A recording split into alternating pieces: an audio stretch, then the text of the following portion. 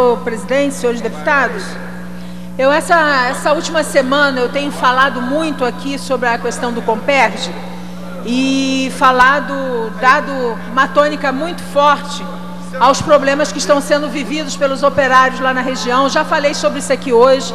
Os operários estiveram aqui no dia de hoje, foram recebidos pela presidência da casa, tiveram compromisso por parte da presidência, da liderança do governo, a gente tentar um encaminhamento que reverta o processo de demissões. Mas a minha preocupação nesse momento, ela vai num outro sentido. O projeto de lei, ele está dispondo aqui, de que o Poder Executivo fica autorizado a outorgar o tratamento especial previsto nessa lei para outras empresas de primeira e segunda geração petroquímica. Ou seja, na verdade, para além das empresas que já tinham sido autorizadas pelo projeto anterior, o que acontece agora, ao se fazer essa autorização, é a extensão em demasiado dessas isenções para empresas que nem ao menos pertencem ao Comperj.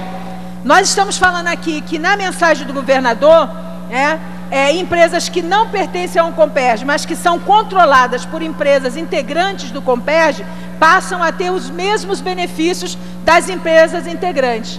Então, do nosso ponto de vista, existe uma ampliação que não é justificada, na medida que essas empresas não estão dentro do Comperj, elas não estão desenvolvendo atividades objetivamente dentro do Comperj, mas pelo fato de serem controladas por empresas que estão dentro do primeiro projeto de lei, elas passam então a fazer parte dessa política de isenções.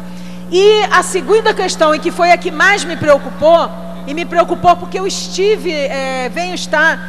naquela região junto com o deputado Altineu, junto com os sindicatos, com os moradores ali da região que têm nos procurado,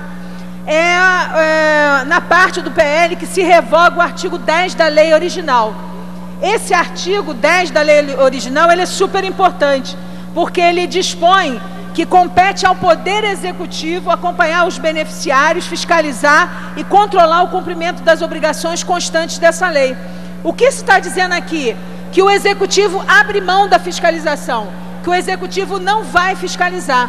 E aí imagina, nós temos dentro do Comperj um volume de empresas privadas, um volume imenso de empresas que tem várias intervenções, não só dentro do perímetro do Comperj, mas inclusive no entorno do Comperj. Existem várias obras que estão sendo realizadas, obras de estradas, os dutos de água, existem várias intervenções que estão sendo feitas para bancar a infraestrutura daquela região e não existe nenhuma fiscalização.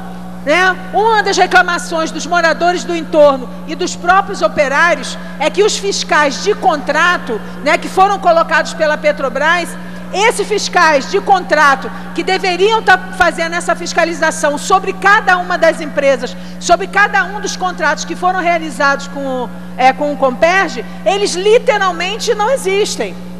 Na grande maioria das vezes existem inclusive denúncias que dizem que tem fiscais de contrato comprados pelas empresas que não fiscalizam nada.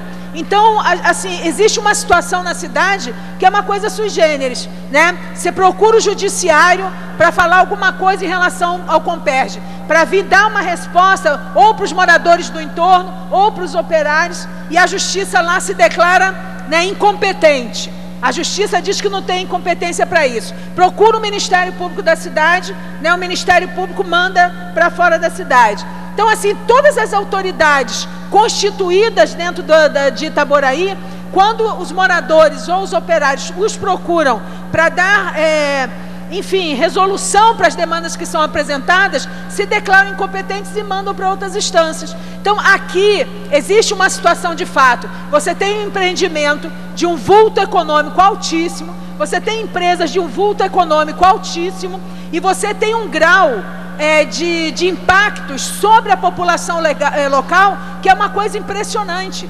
Não sei se as pessoas aqui tiveram condição de ir a Itaboraí, quem não teve deveria fazer isso. Você anda por baixo como Porto das Casas, Sambaetiba, e você vê que a grande maioria das casas, das residências dessas regiões, estão colocadas à venda, estão abandonadas, né? Porque as pessoas literalmente não têm mais condição de habitar naquele entorno, né? É uma poeirada danada, porque a estrada que sai da BR-116 e leva para dentro do Comperj, né, ela não está asfaltada, ela tem um trânsito diário de ônibus, né? Esses 14 mil operários, eles são transportados diariamente por essa estrada que não é asfaltada, né? Os caminhões que levam os materiais para as obras, né, que estão acontecendo hoje nessa fase inicial do Comperj. Então, as pessoas estão completamente sem capacidade de respirar naquela região. Não existe capacidade de se respirar na área do Comperj. As casas que eram feitas dentro de... Aquela área é praticamente uma área rural. Então, as casas que foram construídas naquela área, elas não têm condição, não têm estrutura para suportar o peso dos caminhões e o peso dos ônibus. E essas casas estão rachando, essas casas estão caindo, e a população da região não tem a quem buscar para efetivamente resolver a questão. Então, não acho justo numa situação como essa, num nível de agressão tão bárbaro quanto esse, né, que o governo do Estado possa, nessa lei agora, se eximir, né, retirar, né, da lei, né, o artigo 10, que é um artigo que garante ao Estado o direito de fiscalização. Não pode ser que o Estado do Rio de Janeiro, que o governador Sérgio Cabral, né, diga às empresas que hoje, com a possibilidade de fiscalização do Estado, né, elas já estão cometendo vários abusos, né?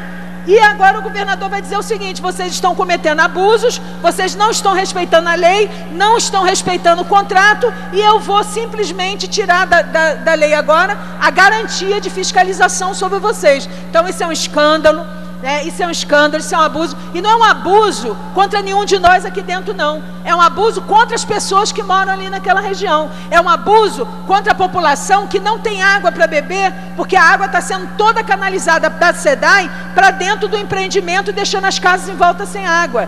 É um abuso para as pessoas que estão vivendo com esgoto aberto no meio, né, das estradas ali. Então, eu queria poder sensibilizar esse parlamento, queria poder sensibilizar o governo de que não é justo com o Itaboraí, não é justo com o entorno, não é justo com os trabalhadores que estão lá dentro, né, que se tire a possibilidade de fiscalização. E quero dizer que eu, como parlamentar, independente de ser autorizada ou não por qualquer comissão dessa casa, vou continuar o trabalho que eu estou fazendo, vou continuar indo na região, vou, junto com os moradores que me solicitarem, continuar fazendo esse trabalho, vou continuar fazendo o trabalho com os operários. Uma mobilização que coloca 12 mil trabalhadores no centro de Itaboraí deveria ser um sinal para o governo de que alguma coisa muito errada está naquela região. Não é possível que a resposta do governador e desse parlamento a uma mobilização de 12 mil pessoas que para a cidade, que é aplaudida pela cidade, seja simplesmente dizer para as pessoas que estão naquela região que a partir de agora o governo dá carta branca e não fiscaliza os abusos que estão acontecendo ali. Muito obrigado, senhor presidente. Para discutir